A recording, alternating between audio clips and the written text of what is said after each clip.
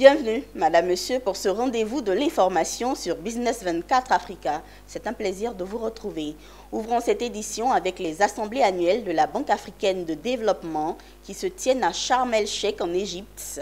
Ce mercredi, la BAD a présenté le rapport Perspectives économiques en Afrique 2023. Un rapport qui contient une bonne nouvelle. L'Afrique aura une croissance de 4% en 2023. Toutefois, les risques sont nombreux selon les analyses des experts de la Banque africaine de développement. Plus d'informations sur le rapport avec notre envoyé spécial, Jean-Charles Sibaï. Chaque année, lors des assemblées annuelles du groupe de la BAD, c'est le rapport le plus attendu. Perspective économique de l'Afrique a été présenté ce mercredi à Sharm el-Sheikh en Égypte. Une bonne nouvelle dans ce rapport. Les experts de la Banque africaine de développement prévoient une croissance de 4% en 2023. Mieux, ils tablent même sur une consolidation de 4,3% en 2024. Ce qui traduit la résistance continue du continent au choc, estime la BAD.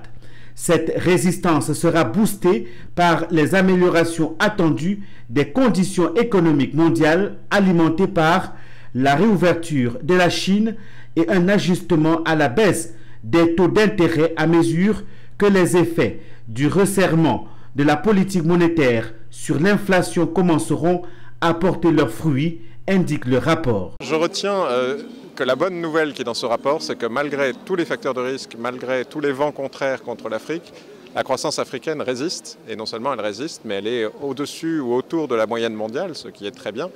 Et c'est d'autant plus important quand on sait tous les défis qu'il reste en Afrique, le défi de l'inflation, le défi aussi de la sécheresse dans une partie de l'Afrique. Mais malgré tout cela, la croissance reste forte. Et je crois que c'est le message important de ce rapport sur les grands chiffres. Après, il y a aussi beaucoup de choses sur la façon dont on utilise le secteur privé en Afrique.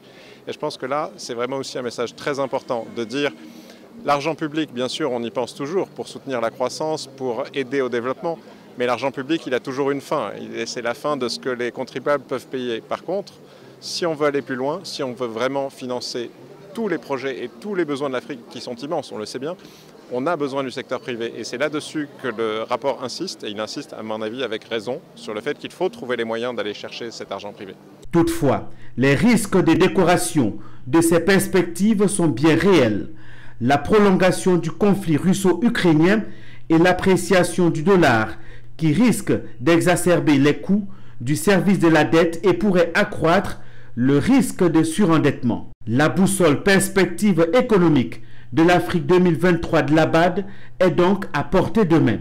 Il préconise les actions politiques à mettre en œuvre à l'échelle nationale et régionale afin d'aider les économies africaines à atténuer les risques cumulés.